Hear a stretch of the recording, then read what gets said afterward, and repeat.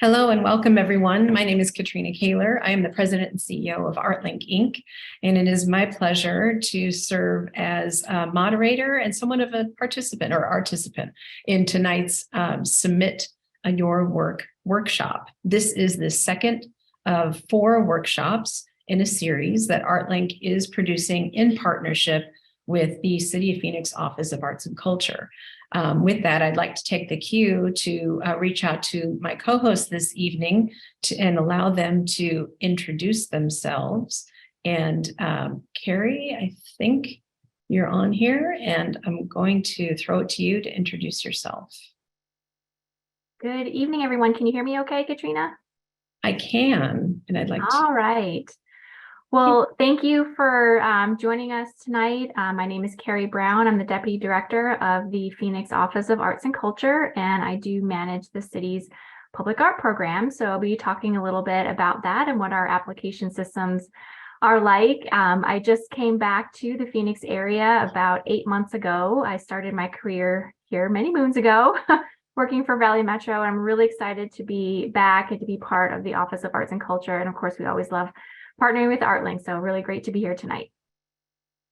Thank you, Carrie. It's wonderful to have you here. And let's, last but not least, let's welcome Chad Campbell of For the People and Dialogue. And Chad, I'm going to pin you here. I'm going to unpin. Carrie, I'm going to unpin you before I pin Chad. All right, Chad.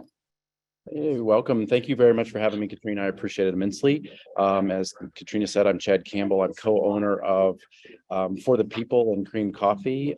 We've been here since 2015.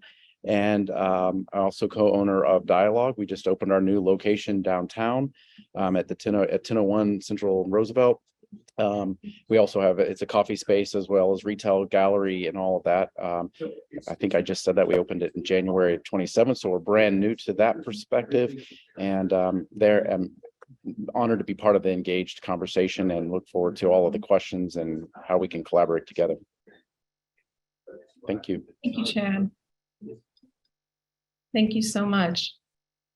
And as Chad mentioned, I want to key in on a couple of things that he referred to. One, this is a conversation. As much as we are going to be sharing information that is representative of each of our programs and business, beyond that point, we do want to engage in a conversation with you. We want to make sure that everyone walks away feeling like they receive not only information of value, but that information that is immediately relevant to you, if at all possible.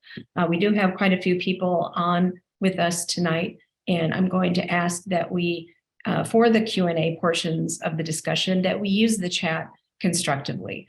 A lot of people, we do want to hear your voices, but if you have questions, we would like it if you could ask the questions via chat, and I can absolutely go to unmute you so we can certainly hear your voice. This isn't to suppress any voices by any stretch. We just want to make sure that we get to everyone and provide as much information as possible.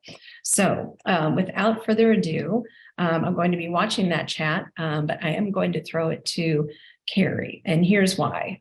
With the City of Phoenix Office of Arts and Culture, when it comes to a city and how they conduct calls, by nature, they're going to have the most invested, not just interest in being as open and transparent as much as all of us want to be, but they also have the most rules to follow.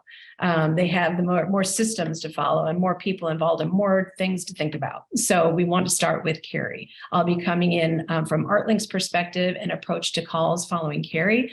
And then we will switch over to Chad and perhaps even maybe answer some of the questions that some of you may be asking in your mind. You know, where does the business come in? And I think that's what we're excited to engage in. We've had many conversations with Chad about how the approach to presenting your work and submitting your work to businesses is in many ways very similar to presenting your work via open calls to artists. So we hope you find that information valuable, and we're looking forward to engaging in that. So Carrie, I'm going to throw it over to you without further ado. I'm removing my pin so people can see you. All right, great. Well, give me a second. I'm going to share my screen.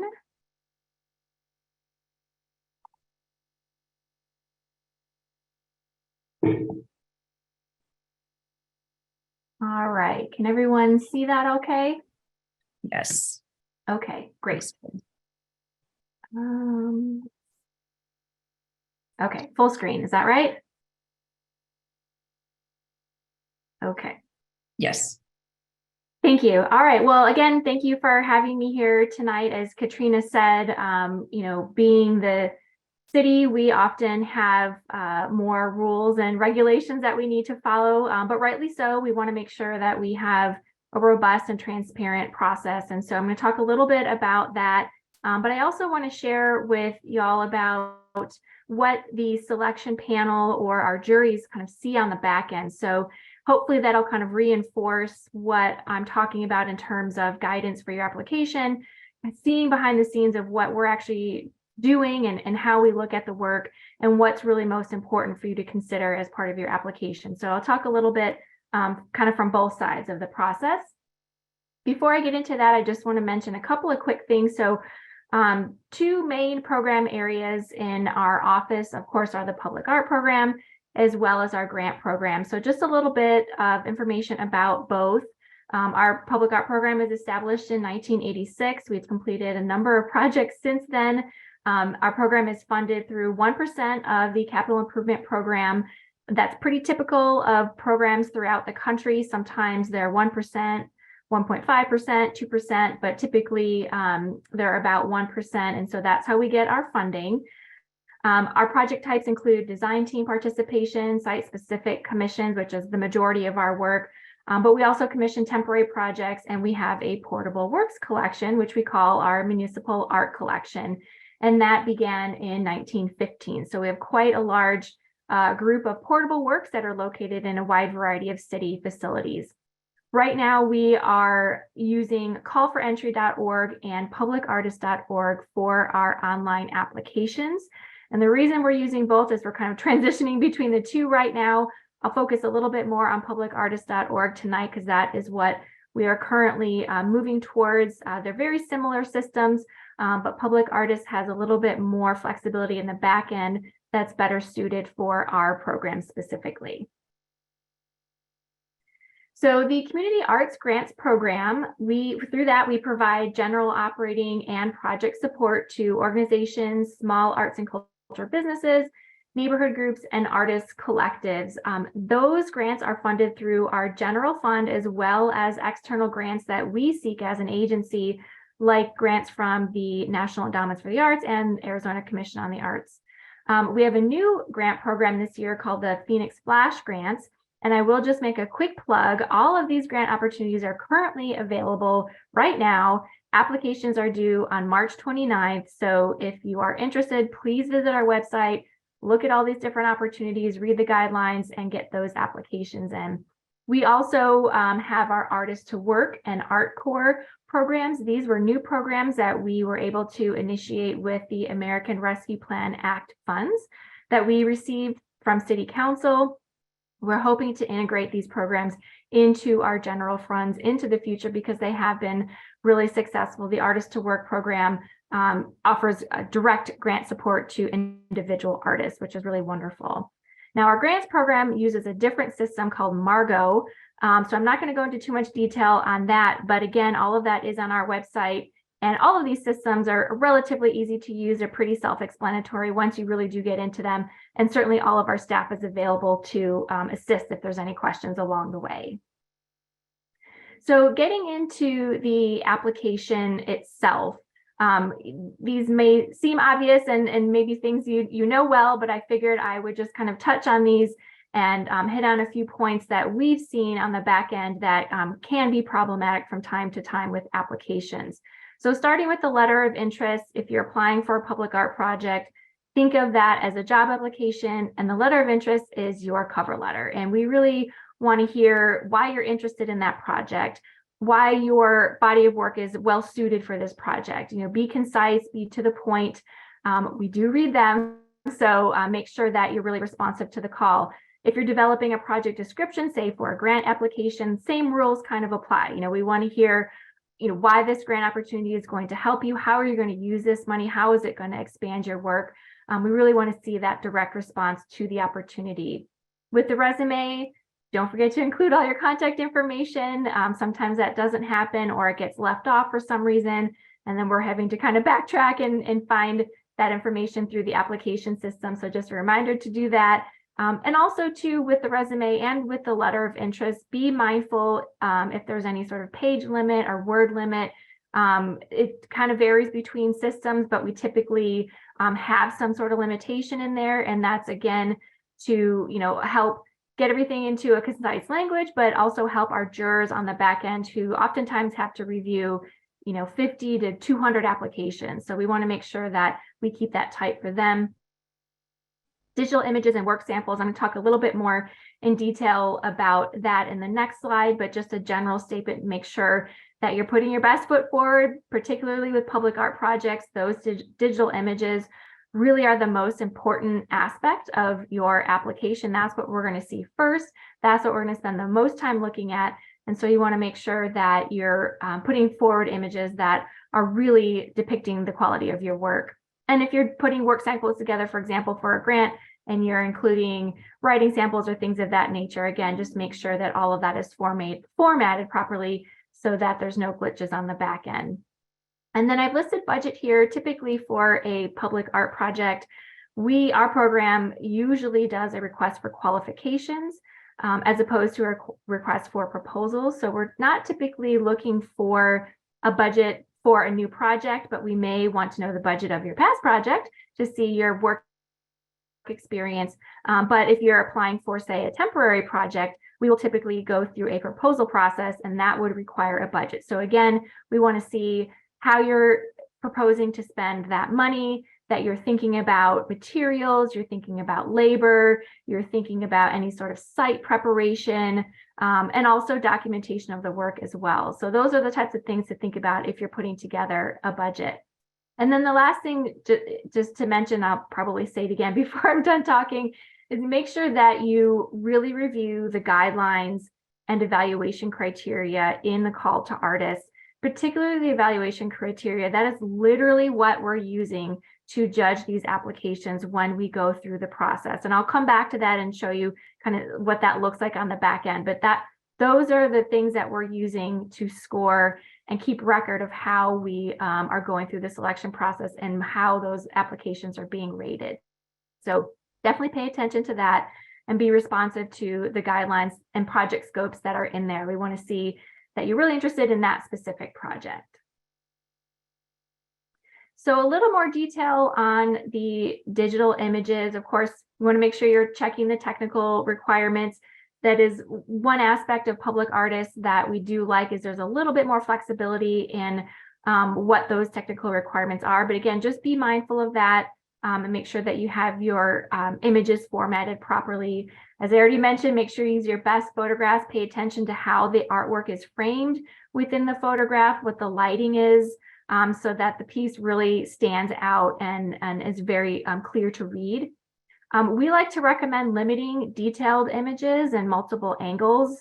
We would rather see more projects and less angles than, for example, if we required 10 images and you submitted 2 projects but had multiple angles of each, we're not seeing as much of your body of work. We really want to see the body of work, and that might include some work that's not particularly relevant to the project, but again, it shows that full body of work. So sometimes it is important to include a detail image depending on what the project is, but we recommend to limit those to some extent so that we can see more of the range of your work.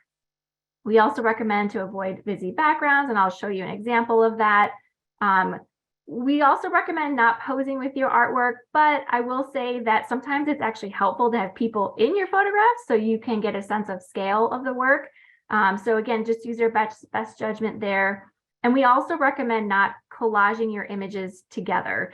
And what I mean by that is, putting a bunch of images onto one slide. Essentially, we are in a phase now where we are doing a lot of our selection panels virtually. So our jurors are looking at these images just like you are right now in this meeting looking at these images. We're not sitting in a room where they're being projected very broadly and on a large wall or a screen. So, just be mindful of that, of how the work is being viewed. And again, I'll come back to showing you an example of that. And then the last thing is just make sure that you include all of the information in the image description. Again, that's usually listed out in the call to artists. We want to know, years, budgets. We want to know materials, where it's cited, if there was a collaborator, who the collaborator was.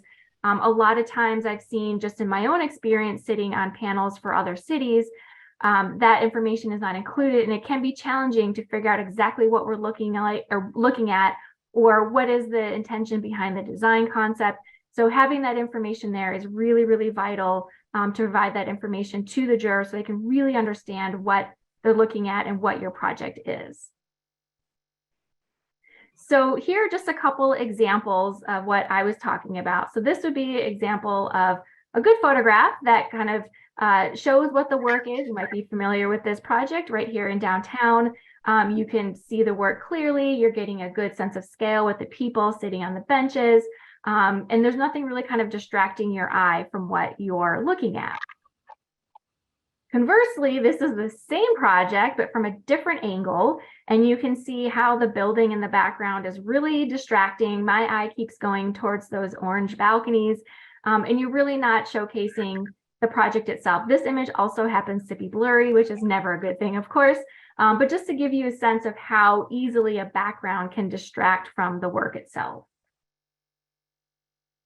And then lastly, just mentioning the collage of the images. So again, you see here, these are all wonderful images individually, and they do show the work quite well, but you can see how they all get very small on your screens as you're looking at them right now. And so as a jury is going through looking at hundreds, maybe thousands of images, this can get a little bit lost in translation. You're not really seeing the full image. So again, we definitely recommend just having one single image. And if you need a couple of detail shots, especially if there are lighting components that you want to show at night, that's great. But try not to collage your image. And of course, we just have blah, blah, blah there, but sometimes people include text, and that just also can be distracting. We really want to focus on the work itself in your images.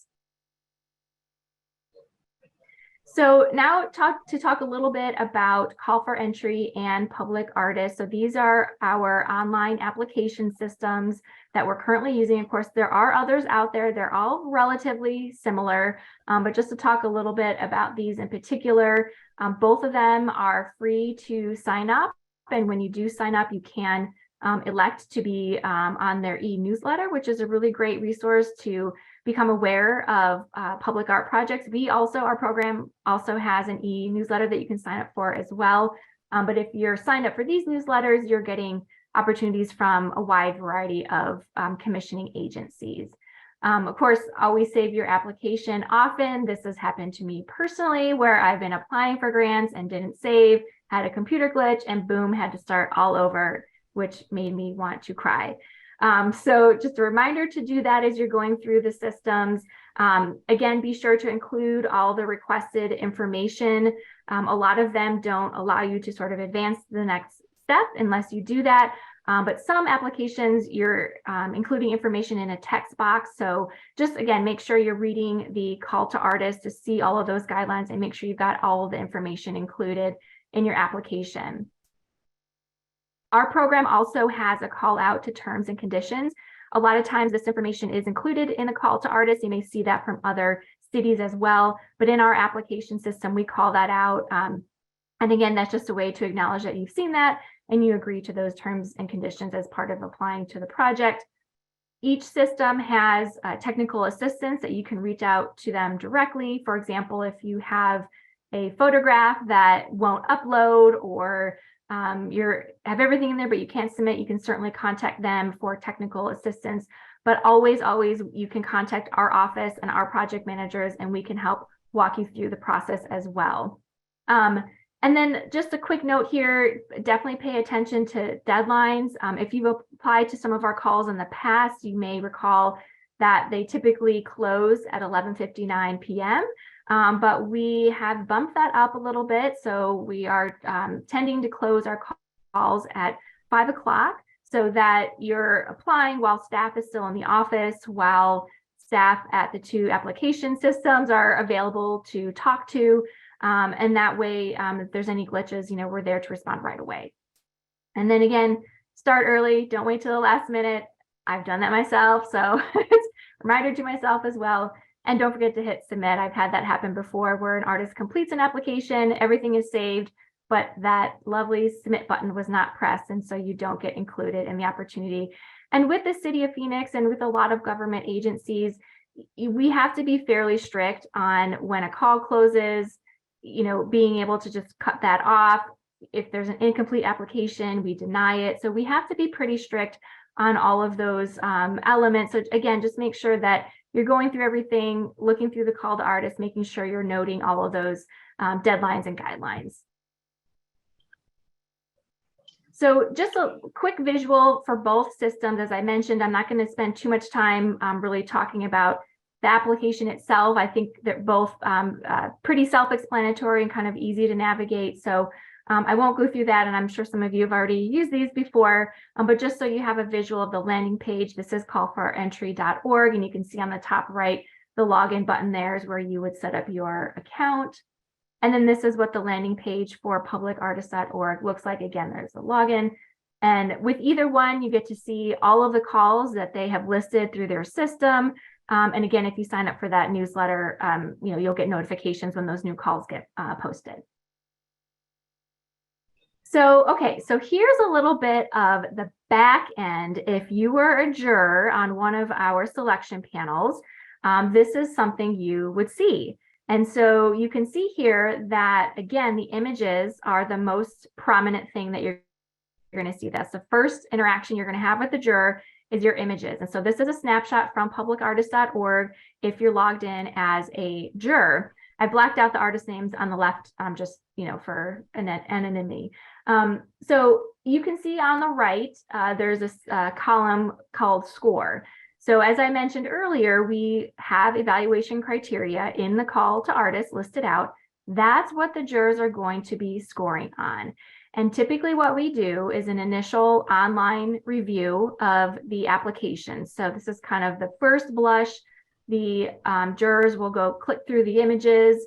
They will read the resumes, they'll read the cover letters, and they'll provide a score based on those criteria. And then that's what we're going to use as a discussion point when we actually meet as a group. So all of this is done online, looking at a computer screen, and they'll click through all the applications. Now, when they click on an image, what pops up is this. So you get a much larger view of the image, and this is where they start to kind of click through them quickly to kind of get a sense of the work. But you can see here, the information, the description of the work also pops up as well. And this is extremely helpful, again, for our jurors to understand what they're looking at, to get a sense of what the design intent is, to get a sense of scale, materials, that sort of thing. That all helps to assess the application and whether or not it's suitable for this particular public art opportunity. So after we go through that with the jurors, we'll have our initial score, and then we will meet as a group. Now, as I mentioned, we've been meeting virtually, so we're still looking at computer screens, but this is what it looks like when we look at it from an administrator point of view, and we're in group settings. So looks similar. You can see the images are the most prominent, but what you'll see here under the average column, this is where those scores come into play. So this is the initial review, isn't the final, decision making. We always want to have a conversation about the work, and we try our very, very best to come to a consensus every time on recommendations from the selection panel. Staff functions as a facilitator in the meeting, and so we help guide the discussion, and we want to make sure that we hear everybody and we get to a consensus at the end of the day. But that initial scoring is really going to kind of set the tone for the discussion as we go through the applications again and make those final recommendations. So in this view, when we click on it, similar concept, those images are popping up full view, and this is what we start to click through. So this kind of refreshes the juror's memory. Again, looking for the full body of work and really trying to assess whether or not this artist is appropriate for this opportunity or not. Then once we start getting into the nitty-gritty, that's when we start to look more closely at the resumes and the cover letters. We'll come back to those. We'll come back to sort of that supplemental information for the project. So this is what we would see. So here, this is one artist application. You can see the thumbnails of the images on the left. You see that the resume is currently highlighted. It's easy to click and scroll through that. And then on the bottom left, you'll see a letter of interest. That's where we click on that. We can pull up the letter of interest. And we do this. We look at them, even panels, like I've said before, that I've sat on. When we really come down to that decision-making process, this type of information really helps us clarify. So making sure that all of this is sort of organized, again, all the information is there, can really help kind of elevate your application to the next level. And so this is what we're doing when we are reviewing applications, is we're going one by one. And if you've ever sat on a panel, you know exactly why it takes several hours to go through all of these, because we want to make sure that we're doing our due diligence and we're really giving all of those applications the time to review and fully assess. So I think that might be my last slide. Yes. So happy to take questions, or Katrina, if you want to hold that to the end, happy to do it either way. Thank you, Carrie. No, I think this is a great time to field a couple of questions specific to your program. And everyone, you don't feel like you have to ask the questions right now. Carrie isn't going anywhere. We will have that Q&A toward the end of the conversation. So let's start with Carolyn. And Carolyn, feel free to unmic if you'd like to add a couple of words to this. But do the grants, Carrie, do the grants that go to organizations, does it have to be an arts organization or nonprofits in general? So typically our grants do go to arts organizations as well as individual artists. But with our, I'm going to read from my notes here, just make sure I get it right, because the grants is not my team. But with our Phoenix Flash grants, which is our new category, we're a little bit more flexible here, where we can work directly with neighborhood groups and associations. These are more for like pop-up performances or adding to an existing event. This year, we're focusing on districts where we don't typically get applications. And so we're in 1, 3, and 5 this year, but we'll certainly spread that around. So we're trying to build in a little bit more flexibility. The simple answer is yes, that's generally the case, but we're trying to expand that so that we can include other organizations that do cultural work. Excellent. I'm going to add your grants program webpage to the chat for reference. Thank you, Carolyn, for your question. A question from Heather. I know the digital images DPI size is important if it's for print magazines, but is it, if it's just for submission for a live showing, is the DPI really important? I've spent hours converting files for past submissions. Yes, and I feel your pain there, and I apologize for that. It is definitely less important for an application like this. Obviously, like you said, the DPI is way more important when you're printing something. There are some requirements that are in both the application systems that we use, but we're trying again with publicartist.org, it's a little bit more flexible.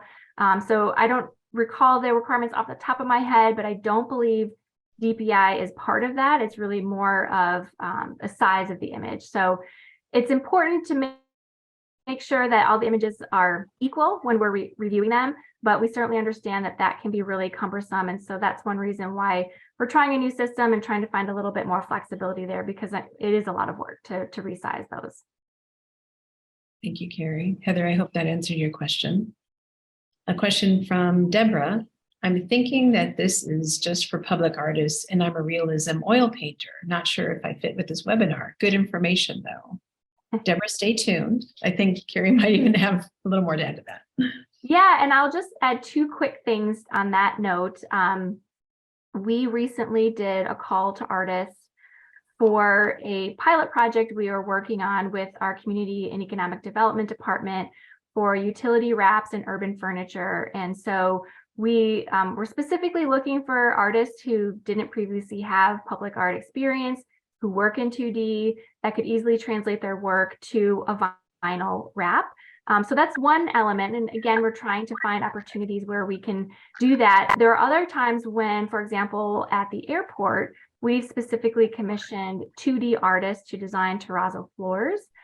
So again, identifying an opportunity where we could work with 2D artists or studio artists.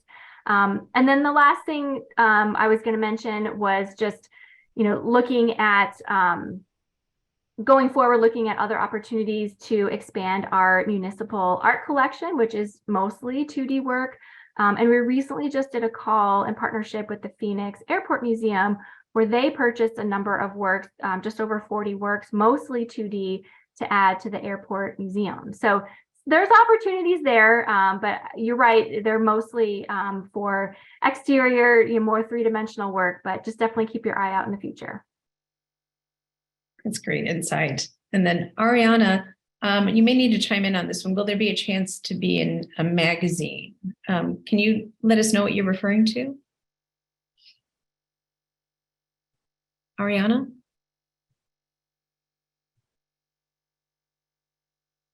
All right. We'll keep going. And then Chad. Hello, Chad has a question. Are there opportunities for the grants to go for packaging, et cetera? Chad, do you want to expand on that? So when I get to that point, we have several artists that will come in with great product, but they are now looking at how to package that project and what to do and how to do that. Are there grant opportunities for young and evolving artists to be able to apply for monies to advance their packaging, for packaging of a candle or packaging of something that they're putting together? Or are these all grants for the art installation specifically? Does that make sense? Yeah, that does make sense. And the short answer is yes. One of the groups that we would award grants to would be arts and culture businesses.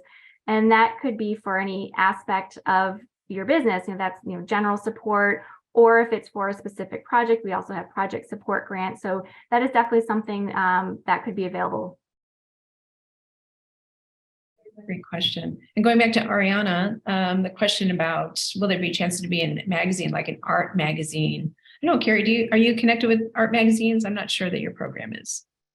Yeah, on occasion, they might reach out to us, for example, if there is a project that it has won an award and there might be a magazine associated with that organization. Sometimes they'll reach out.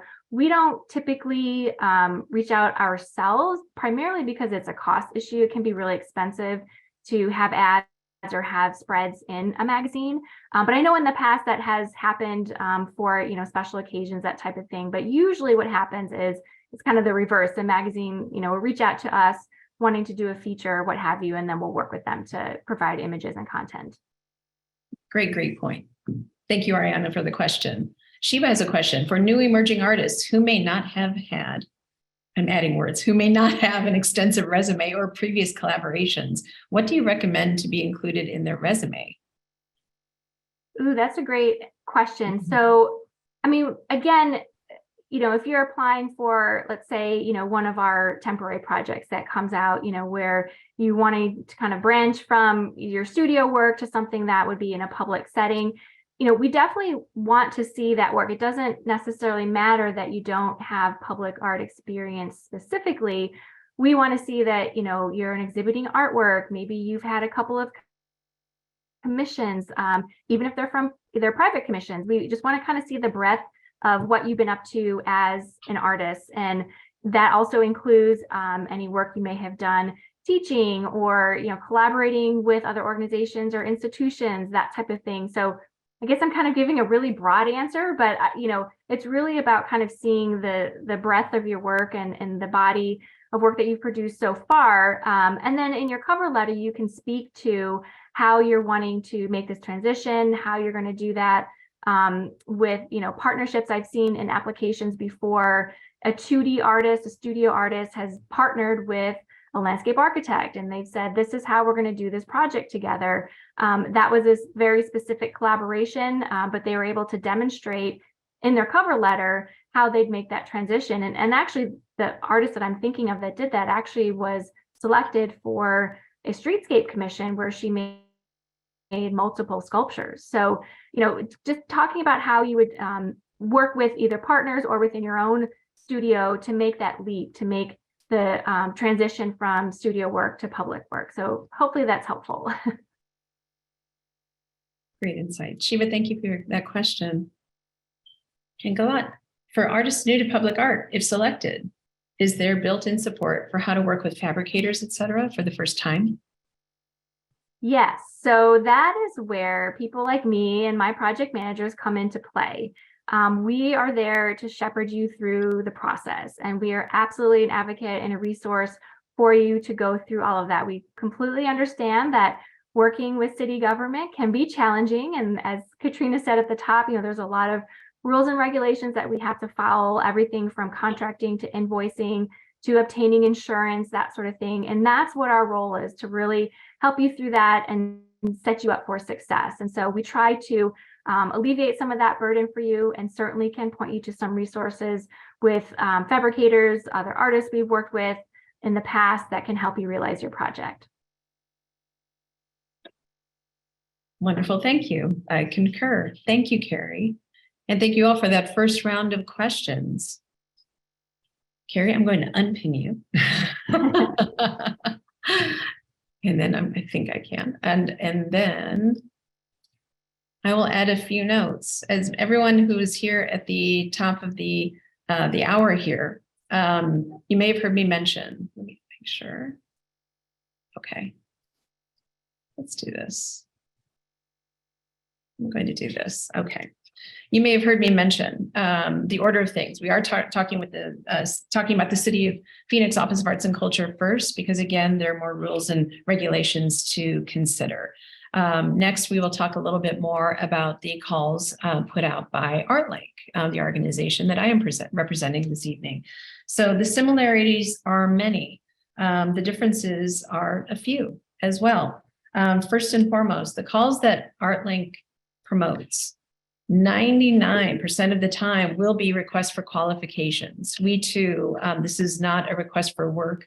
You will not hear us use the word contest. People, artists may win a selection, but it is not, we don't treat these as contests, and we really encourage people to not use that word. These are requests for qualifications. In many ways, the model that we follow, these models are in place when you are working with municipalities, whether it's with artwork or projects or developments. Many people are accustomed to RFQs.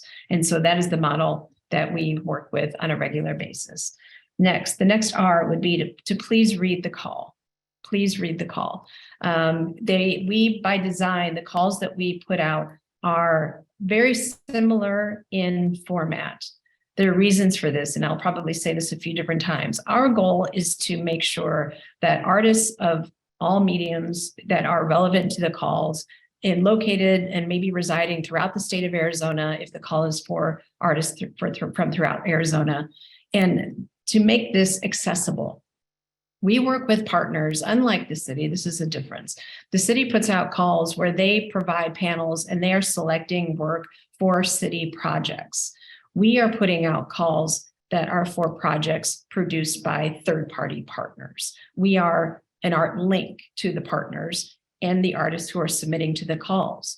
And let me say this up front, and please make me say it 5 more times if it's not clear. We do not select.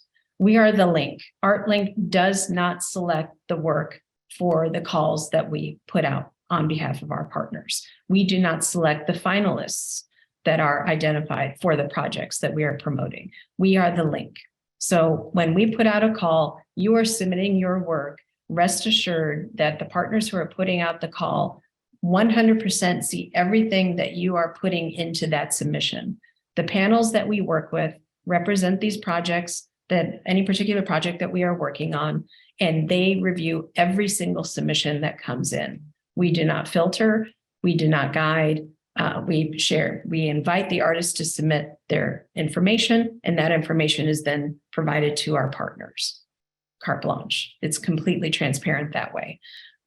The reason I'm saying to read the call is this. As much as we try to provide the similar format with many of the calls that we put out, there are going to be some differences, right? There are different types of projects. There's also different criteria, and some calls are for more established artists and some calls are for more emerging artists. And this is a very clear example. If you are a very experienced artist and perhaps you have gallery representation, or perhaps you don't if you're a visual artist, whatever that experience might be, if you are more established and have been producing work for some time, you are not going to be selected for a call that is for the emerging artist.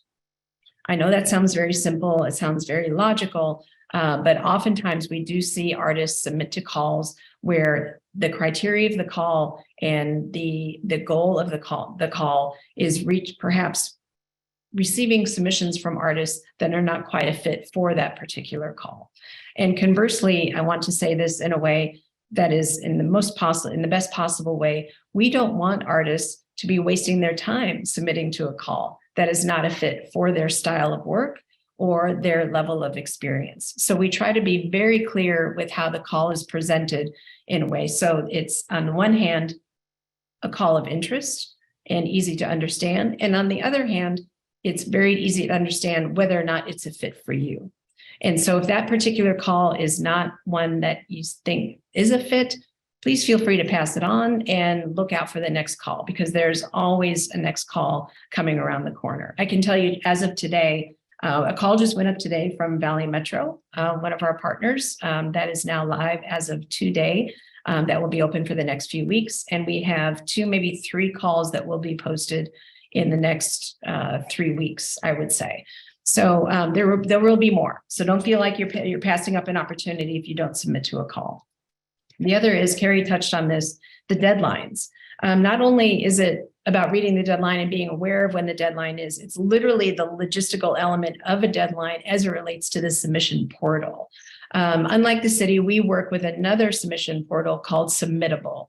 And every call that ArtLink puts out will be through that same portal. And this is by design. We want artists, we want it to be easy to submit to a call. So once you set up a Submittable account, you're in the system. And so if you want to submit to future calls as they come out, you're already set up, your account is set, all you need to do is submit.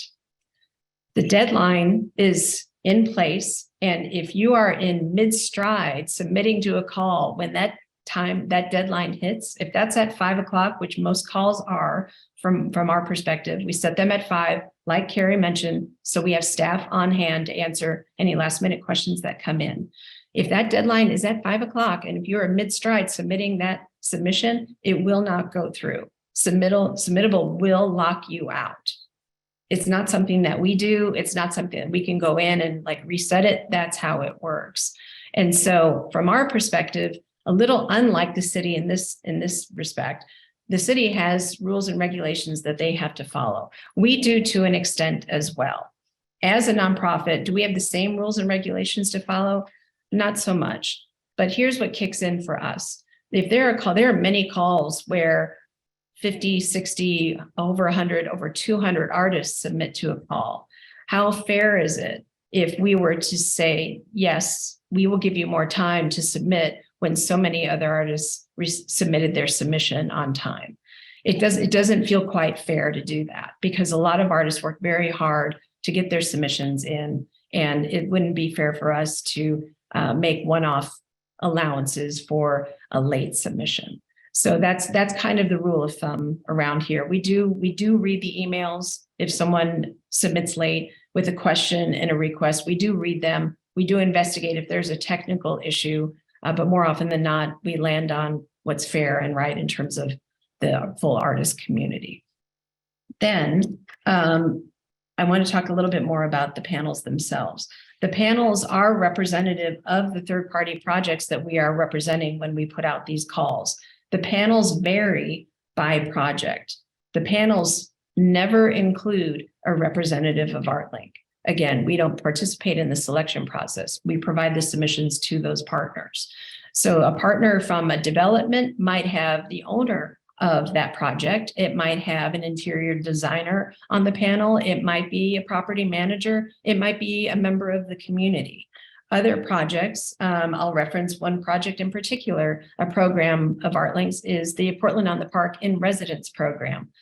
That project in particular, submissions come into that program. That panel is comprised of actual residents of Portland on the Park. They serve as a curatorial body and they select the artworks for that program. And those artworks are then shown in those exhibitions that take place throughout the year. Again, ArtLink does not select. The residents do in that particular instance. I can use many other examples. Valley Metro as an example. This is a rather diverse panel. It's one of the larger panels. But they have representatives not only from Valley Metro's arts program, but other departments of Valley Metro, but also city representatives, as the Valley Metro light rail line serves several cities.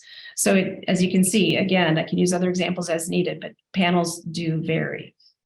And then with the submission, and just, and this is something just conversationally, I just want to mention. I didn't think about it before tonight, but I'm just thinking about it now. When you are not selected for calls, we do encourage you. We know it can be frustrating. We know it takes time to submit to a call. We really do. We are sincerely grateful to artists who submit to the calls that we produce. I mean, without question, who are we linking with if the artists like you are not submitting to these calls? We value your engagement greatly. If you are not selected for a particular opportunity, we do understand that it can be frustrating. We do. But then we do receive emails sometimes that express that frustration, which is okay. It's okay. You don't, it's not all, puppy dogs and rainbows, right? We understand that there's some frustration involved in this. What we would ask, and again, this is conversationally, this isn't a policy or an edict by any means, but when you express your frustration about not being selected for a call, we would ask that you wouldn't diminish the work of others. That happens more often than we care to admit or that we care to see, and it's a little disheartening to hear artists act as if they are not selected for a call, and the other artists who are selected have work that is less than theirs. That's a little disconcerting. And it happens, like I said, more often than we would like to see. And what I will say about that is it kind of doesn't matter if we see it from ArtLink's perspective, because we're not going to pass that on to future panels. Again, we're not involved in the selection. It's not something that is going to affect future calls. What I would mention is oftentimes those on the panel are out there on social media.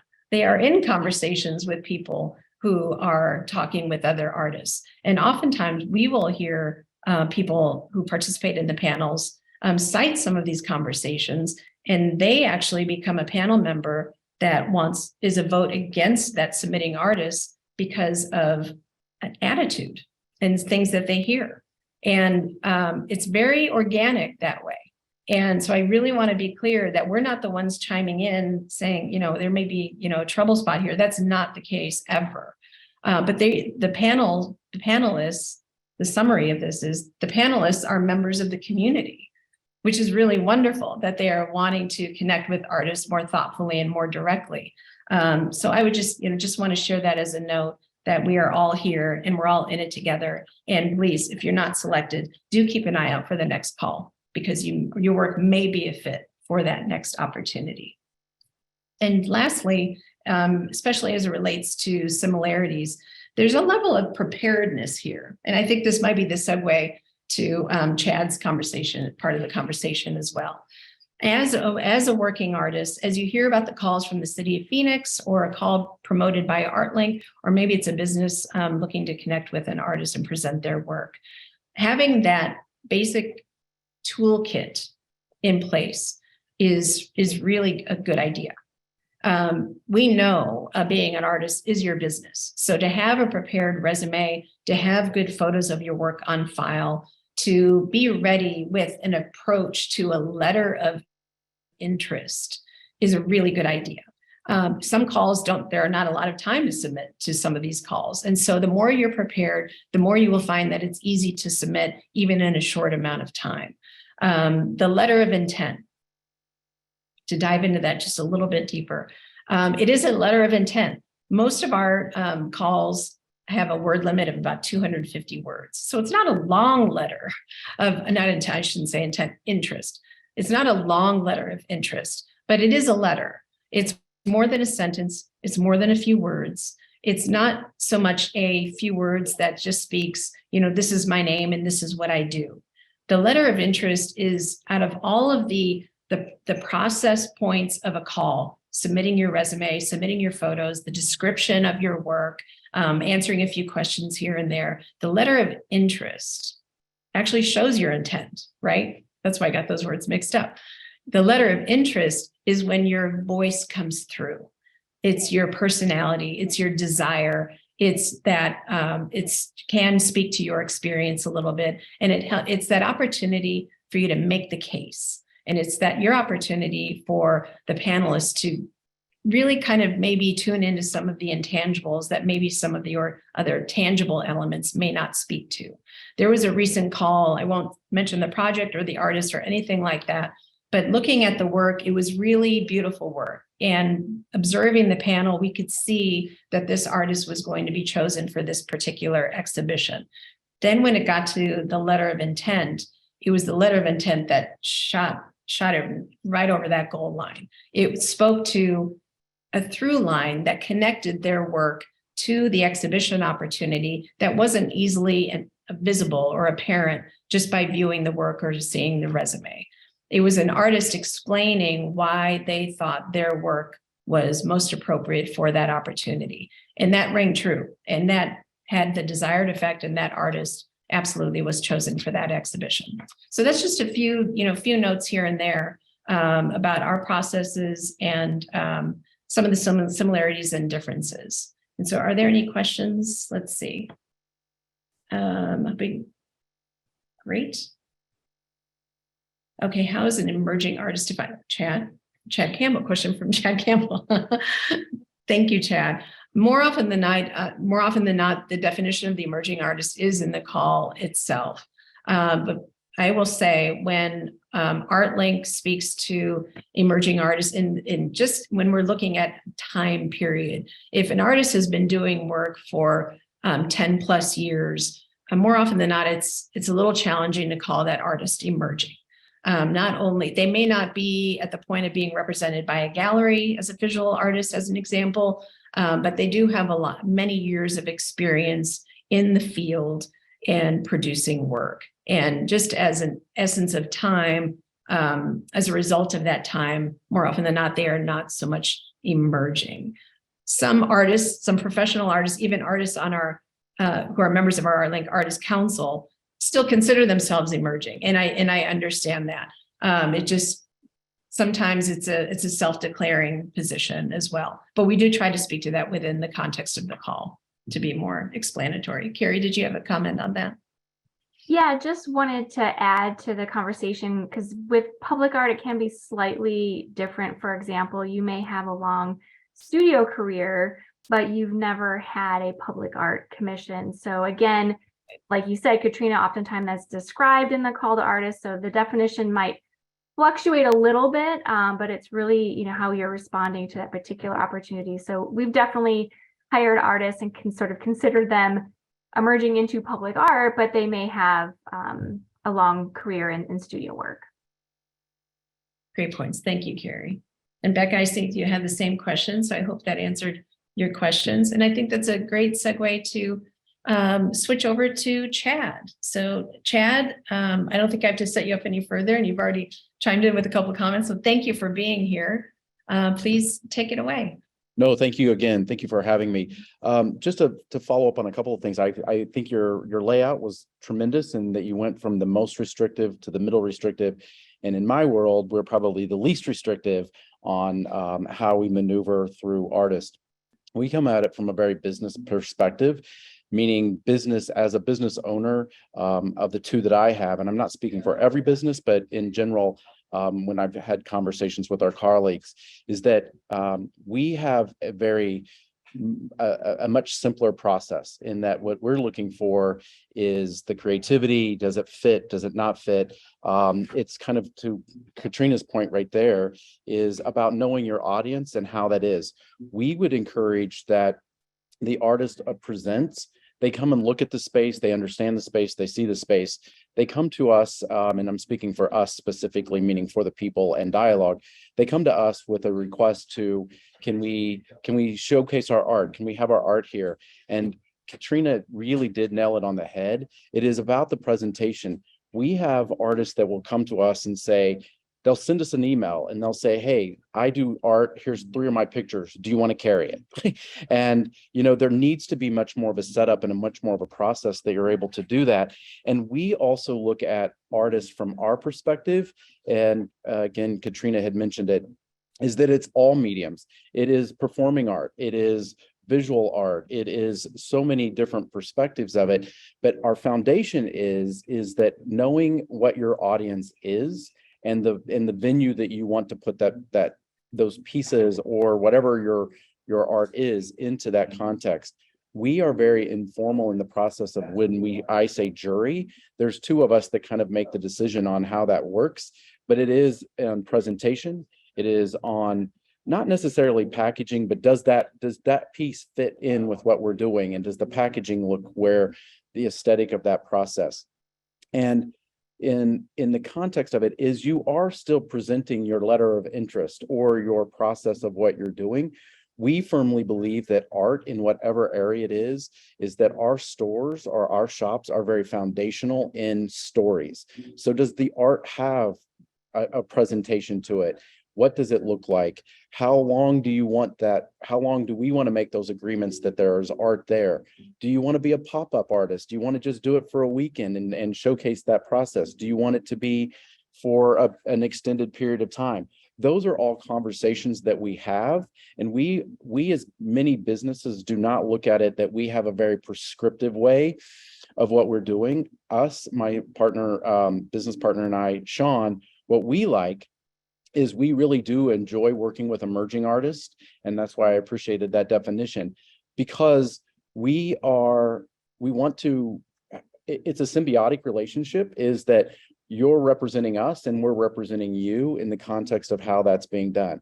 It is also in the sense that if an artist comes to us as a business and we do not select or do not believe that is appropriate for where we're putting it, I want to be very clear that does not mean we don't like your art. It does not mean that we don't like it. It just does not meet our aesthetic. We're happy to refer you to other places and have those kinds of relationships as well. But it is about preparedness. It is about, we also like that if it is a visual art perspective, feel free to bring a couple of those pieces in and we can look at them physically, or send us an email, which then goes back to Carrie's presentation. It still is a presentation. Clutter on the email makes it very difficult to understand. When you're presenting to us, if it's pieces, if you have a whole collection, then what pieces would you like to curate? Which pieces do you believe would be more appropriate in the space that you're doing? And I think from a business side of it is that we like choices, but you as an artist also have so many opportunity to have so many different pieces. Feel free to narrow what those selections are and bring to us what you believe would be most appropriate in the area or how it is. I strongly encourage you to reach out to multiple businesses. I strongly encourage you to reach out to restaurants or different places where there's that level of visibility, because we all like to promote community. We all like to promote those processes.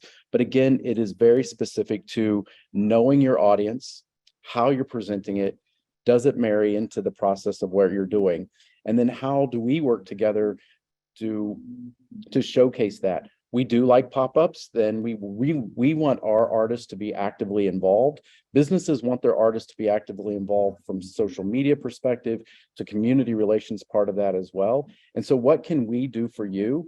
We want it to be just as much about helping and merging you into that artwork for whatever you're doing, as well as it is to having it in either of our locations and being able to present it.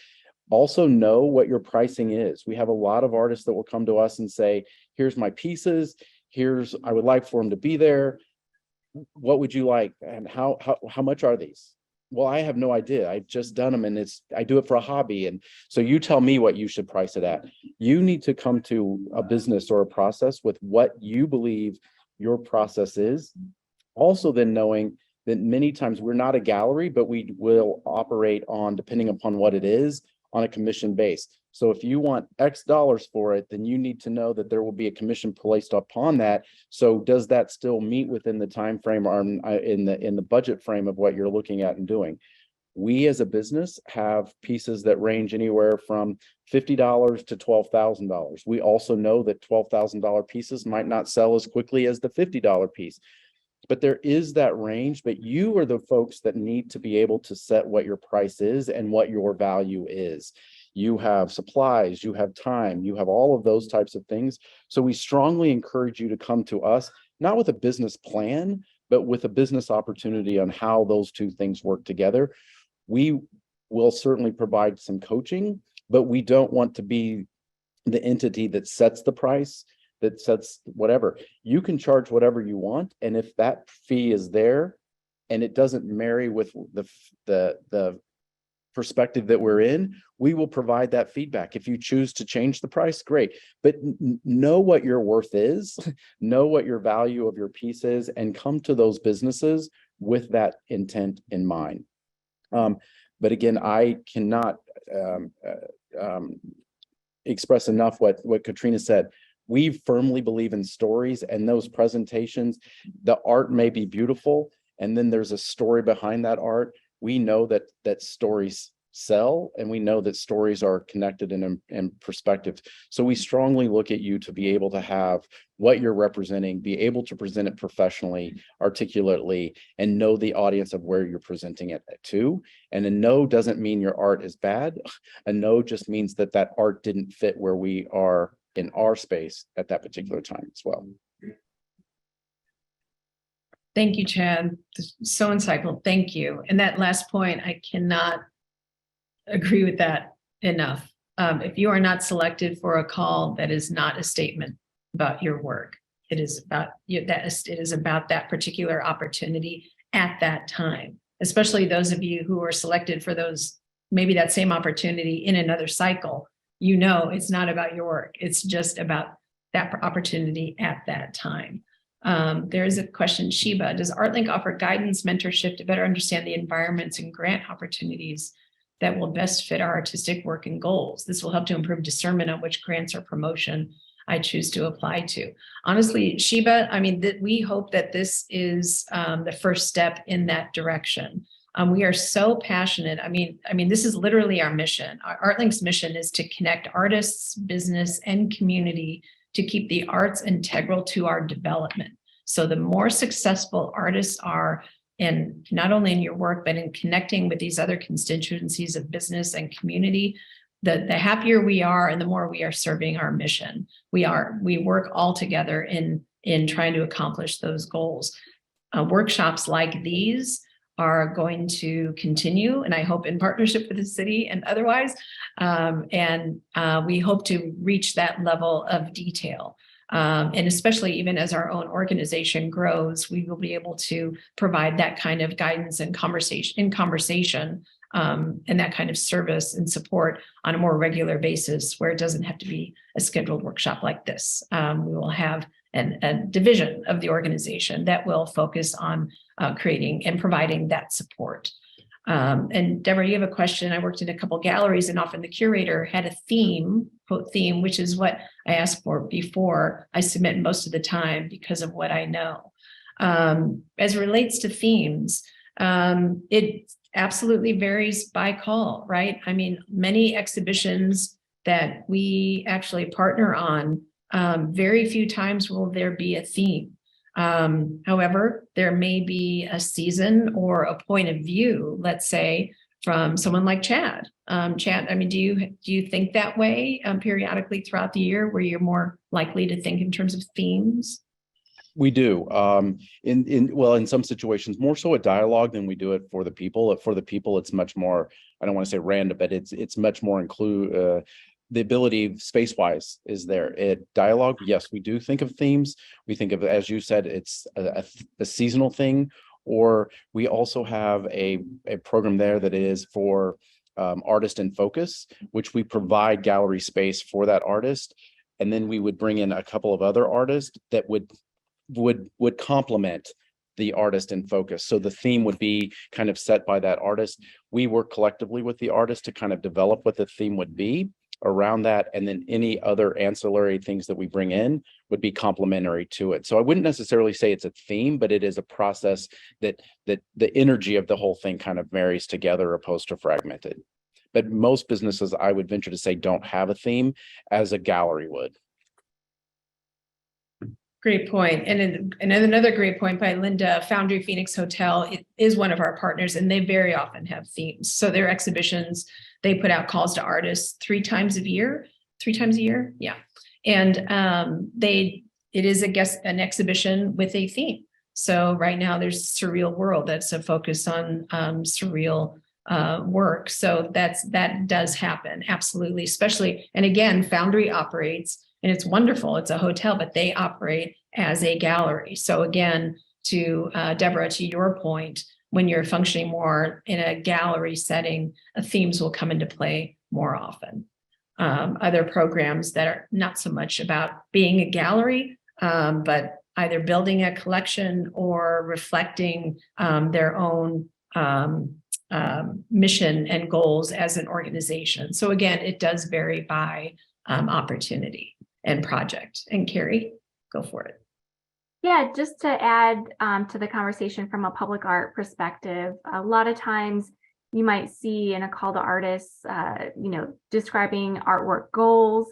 These may be kind of large, broad themes that, were developed in conjunction with the community around the project. That might be, talking about not necessarily a theme, but maybe like a feel for the artwork.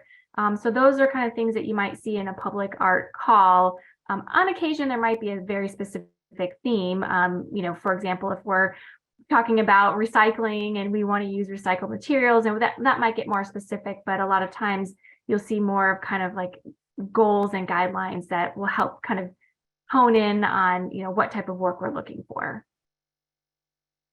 And similarly, going the other way, if there is a call for artists for a mural project, it may not be specific to a theme, but there's the goal of a project, a vibe, a connection, or a celebration of a place, or maybe a time.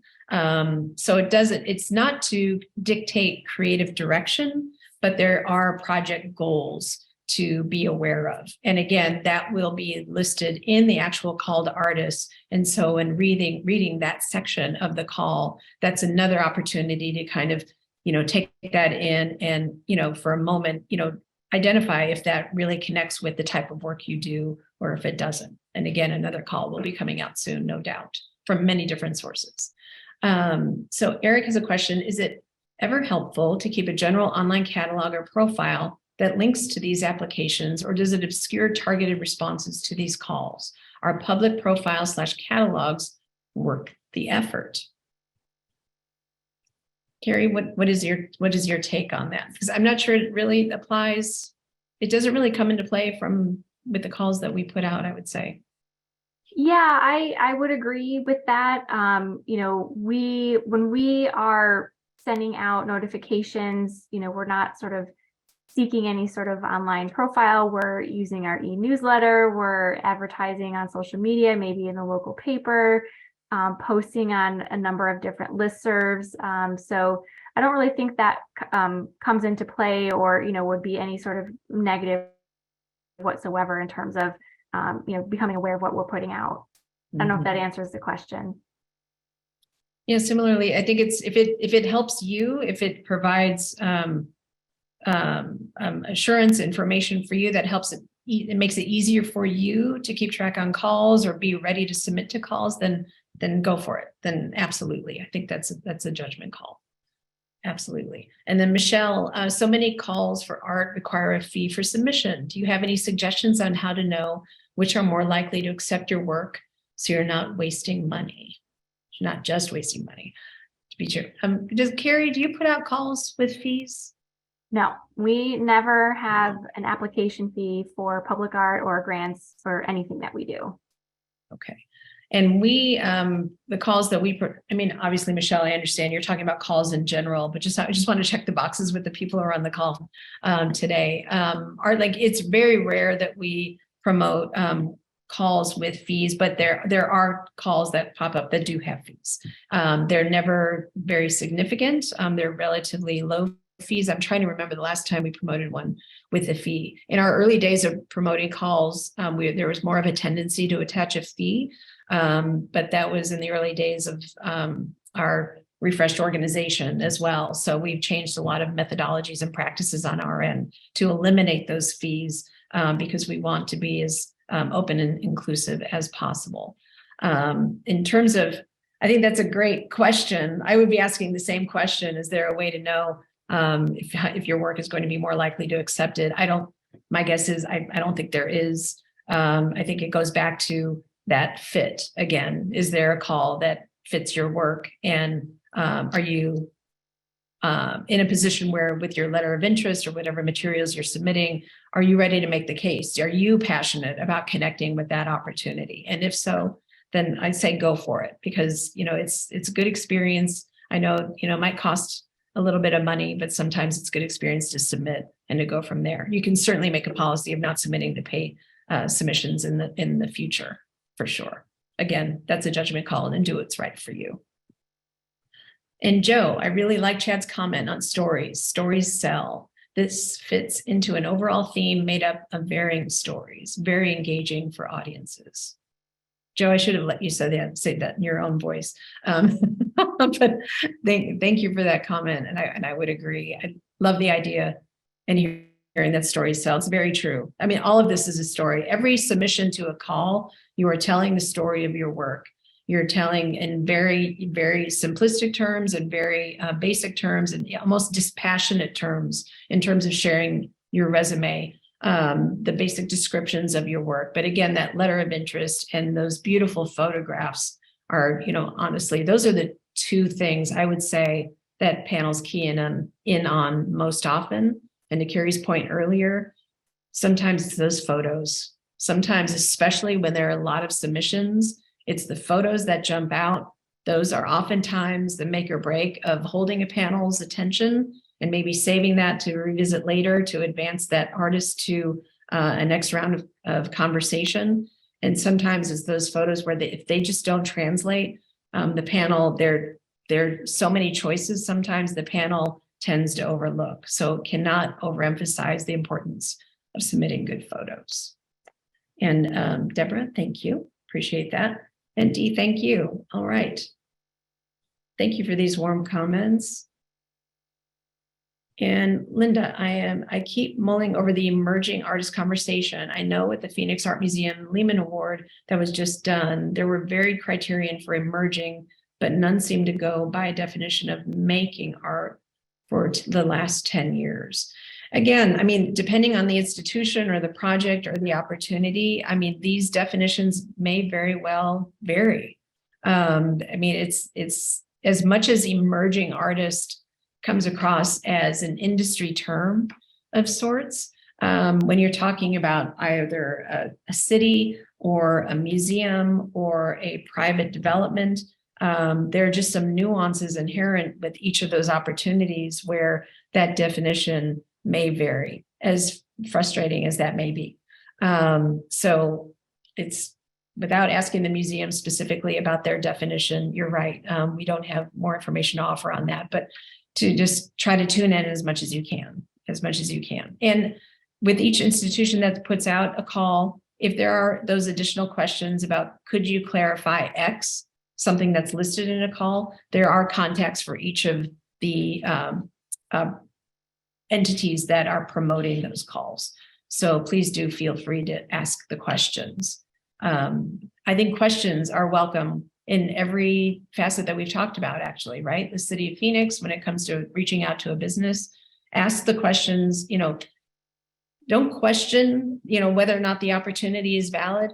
Simply, dig a little deeper maybe and ask the actual question. You might get really valuable information back that will encourage you to submit to a call or present your work, or you will be, have a little more awareness about what that opportunity really offers and understand that it doesn't apply to you and move on to the next.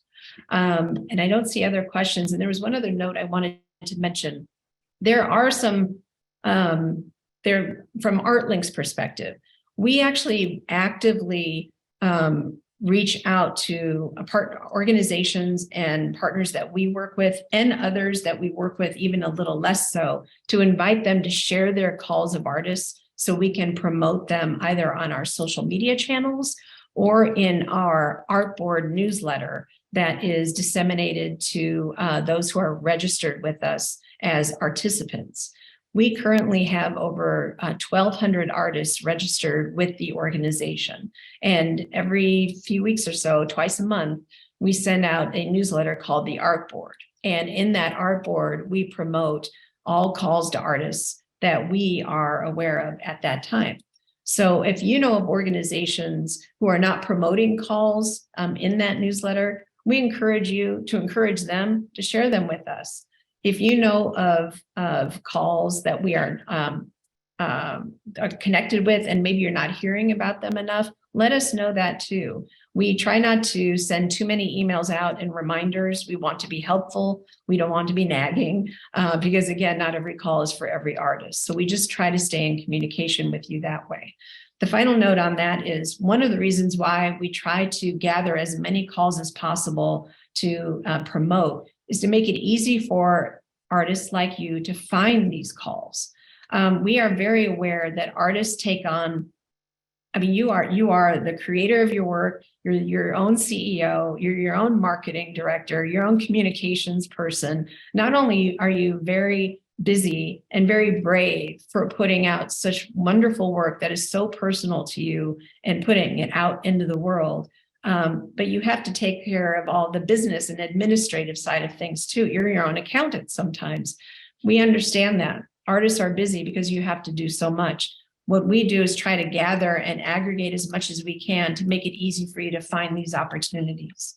Sometimes we hear questions or comments from artists about, why does ArtLink have to be involved in every call? And I promise you, we are not. We are not. What we are doing is trying to think on behalf of the artists and think as if we were artists, what kind of service, what kind of support would we want to see from an organization like ours? And that's why you see so many calls promoted by us. We really want these opportunities to reach as many artists as possible. And lastly, on that note, I think I said that was the last note, but I have one more. We really encourage artists to share calls with your own networks of artists. That's part of it is discovering new pathways and new connections and collaborations. And so we really encourage that. And we hope that, especially when calls are open to artists from throughout the state of Arizona, there are communities, both urban and rural communities in the state of Arizona who don't always see the notices about the calls to artists. We're trying to be better about that. We're trying to be more strategic about how we promote these opportunities. But that's where you come in. Artists throughout the state. Artists are very connected. We know that. So if you know artists who are not seeing these notices, please share these calls with them or invite them or encourage them to register with us so they receive these newsletters and they hear about these opportunities sooner than later. We don't want them to hear about it the day after a call deadline, as that sometimes happens. So are there any other questions? Or Carrie and Chad, do you have any additional comments you'd like to share? No, thank you very much for having me. Thank you for being here, Chad. Katrina, I did see a couple other questions. One that I think would probably be suitable for me to answer related to applying for public art calls with a partner company for execution or fabrication. Are completed projects and budgets for that business also included in the submission in consideration for design? The short answer is yes. I mean, if you're applying as a team, we want to see information on your full team. So if you're bringing somebody in that has this amazing fabrication experience, we want to know about that. The one thing I would caution though is being very clear on how the relationship is going to work. In other words, who has the artistic vision? Is it a collaborative artistic vision, or are you the one that has the artistic vision and this is your partner that you're bringing on to help execute your vision? And that kind of dictates the images that you submit. Because at the end of the day, you know, again, those images are really powerful. The panel is going to want to know who's the artist that we're selecting, what is their vision, what is their point of view. And if they're talking about having a partner to help realize that, that's great. But sometimes there can be confusion as to exactly what we're looking at, who's doing what, and what we're really kind of judging. Because at the end of the day, we're selecting an artist for their vision for the project. So just be mindful of that. That's excellent. Thank you, Carrie. And looking at Bella, I think okay. I'm sorry, before we get to Bella, Joanna, is there a way to view the previous workshop on taking pictures? Yes, I will add that link to the chat shortly. I believe that's on our YouTube channel, so I'll share that. From Bella, can you address the importance of conceptual art versus decorative art? The museum, for example, seems more interested in art that addresses some cultural, social, political, etc. aspect rather than just, quote, decorative art. How can one know what the museum's criterion is to avoid wasting the time it takes to submit? Bella, that's an excellent question. And that's the type of question that can be submitted directly to the museum when these calls are open. And I don't mean to dodge, but I think hearing it directly from them is the best way to hear that answer. And you're right. Oftentimes there's something, and not specific to the museum. Sometimes there are things in the call, and then sometimes as submissions come in, an idea or a viewpoint can start to form even as the submissions are being reviewed. I'm not saying that's the case for the museum, but there are, you know, it's an intricate process. There are a lot of tangibles and intangibles and a lot of nuances to this. And you're right to ask the question. So I really do encourage that. Unless Carrie, Chad, do you have insight into that? I would just add from the public art perspective, well, really from the government perspective, we, you know, are likely going to have more restrictions on content. That being said, you know, it is my personal point of view, and I think a lot of public art programs across the country are really trying to kind of adapt our structure and be a little bit more flexible so that we can be more responsive to contemporary issues. I think there is definitely space for conceptual art. It doesn't always have to be, you know, something decorative or something simple, if you will. You know, we definitely want to see the work of the artists that we have in this community and outside of this community, and we want to showcase that. So we're trying to do a better job of clarifying that in the call to artists and describing that. And if there are limitations, describing those as well. I think a lot of other programs around the country are doing that as well. And so we're just trying to, you know, it's slow progression as we make these changes, but we're definitely mindful of that. And we definitely want to have space for that type of work so that we're really not only speaking to the community that we're in, but speaking to contemporary times as well. It's just in the context of government, sometimes that can be limiting. So we're just trying to find where we can push the envelope a bit. Love that. And for those of you who don't know, Carrie Brown is the Deputy Director of Phoenix Office of Arts and Culture, and she has not been in that position for all that long. So Carrie, it's a pleasure to work with you. It's a pleasure to have you here tonight. We really appreciate your time and your partnership. And Chad Campbell, always a pleasure. Thank you for all that you do. We love that you're here representing the business community. And everyone, this has been a long time conversation with Chad. We've really wanted to dig into this aspect of connecting artists and business. And Chad, thank you for representing the business sector so well. We really appreciate you. Thank you for having me. Thank you. Well, thank you, everyone. And I think there is a question. I think I just mentioned that I would share a YouTube link to our initial, our first workshop in the series that took place in the fall on how to photograph your work. And son of a gun, I can't find that link. So what's going to happen is we will share that link with everyone who RSVP'd to this workshop tonight. And if I'm missing it, I apologize, but we will send that out to you. So thank you very much for your time. We really appreciate you being here and spending time with us. I would be remiss to say, if I did not mention Art Detour, we are in the middle, like square in the middle of Art Detour 35, that spans the month of March.